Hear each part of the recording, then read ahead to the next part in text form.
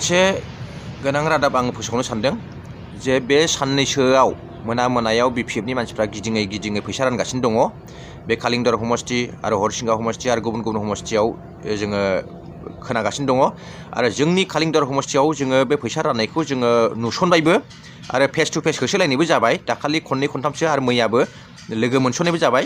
दा बिथांमोनखौ नाराबारि होसोलायनाय जादों। जोङो होसोनानै ओरैबायदि सेन्देल माला गानहोगौमोन जों, खिन्थु मोनाखिसै, बबावबा हाबसोनानै थाबाय। दा बिनिखायनो दिनैनिफ्राय जों ओरैबायदि तदन्त लागोन, बबे साइडआव फैसा रानो जों आन्दाज मोनजोब्बाय। मानोना बिसोर ओरैबायदि जायगायाव फैसा रानदों, जि जायगायाव इउपिपिएलनि मानसिफ्रा मेजरिटि, बे जायगायावसो फैसा रानगासिनो दं।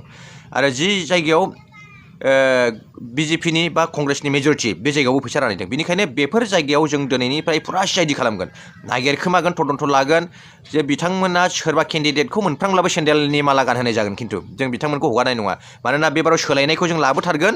सेन्देल माला गानहोनानैबाबो जों सोलायगोन। बेबाराव जे जायफ्रा फैसा रानदों बिसोरखौथ' जों सेन्देलनि माला गानहोखागोनानोसै। केन्डिडेटआ दंफ्रांबायोबा बिथाङाबो सेन्देल माला गानहोजागोन आरो ओरैबायदि गोजांहोगोन जों बेखौ सेन्देल माला गानहोनानै जोङो बेखौहाय जों दिनैनिफ्राय जोङो खामानिखौ मावगोन। जों बे 10टा बे समस्तियाव आरो बे ओरै क'क्राझार चिरां बाक्सायावबो बेनि थाखाय फुरा जोङो एनाउन्स खालामजोबखाबाय जे फैसा राननायनि तदन्तखौ जों दिनै हरनिफ्राय जोङो तदन्त लागोन। जे बिथांमोनखौ जुदि फैसा राननायाव मोनस'नोब्ला बिथांमोना हावाइ सेन्देलनि मालाखौ गाननांसिगोन, थालिर मैखुनबो गानहोनाय जागोन बिथांमोनखौ। केन्डिडेटब्लाबो गनाय नङा दै। जों कारापसनखौ सोलायखागोन बेबाराव आरो जों सोलायनायखौ लाबोथारखागोन।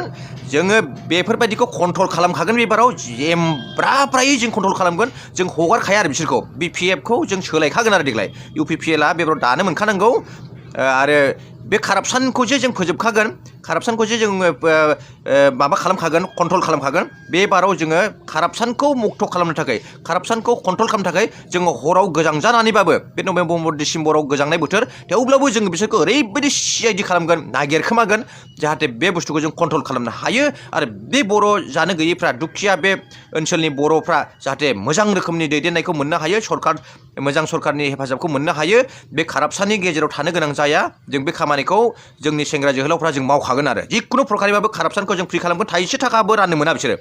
रानोब्लानो जोङो बेखौ होसोलांनानै तदन्त लांनानै नागिरगोन आरो बिथांखौ दुरुंजों खानानै लाबोनाय जागोन।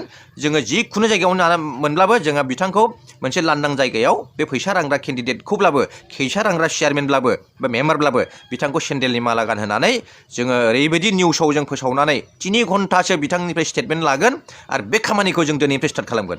सोरबाया जुदि फैसा रानदोंब्ला खिन्थु साबधान, बे इउपिपिएलनि गेजेरफ्राव बा बिजेपिनि मेजरिटिफ्राव, कंग्रेसनि मेजरिटिफ्राव बा गुबुन मेजरिटिफ्राव बिपिएफनि मानसिफ्रा मालाबाबो आखाइ दाहो आरो जुदि होयोब्ला बे आं दानि बुंनाय प्रजेक्टआव बिथांमोना बाहागो लानो गोनां जागोन। बेखौ जों खाथां हगारखाया। जों बिपिएफनि मानसिखौ जे जों कारापसनखौ फ्रि खालामगोन, बे खाथांखा। जों जिखुनु प्रकारैबाबो बिथांमोनखौ दमन खालामखागोन आरो जों सोलायनायखौ लाबोथारगोन आरो बेफोराव। बेखिनिखौनो आङो गोख्रोङै फोसावबाय आरो बे खामानिखौ जों दिनैनिफ्राय स्टार्ट खालामगोन। गोजोन्थों।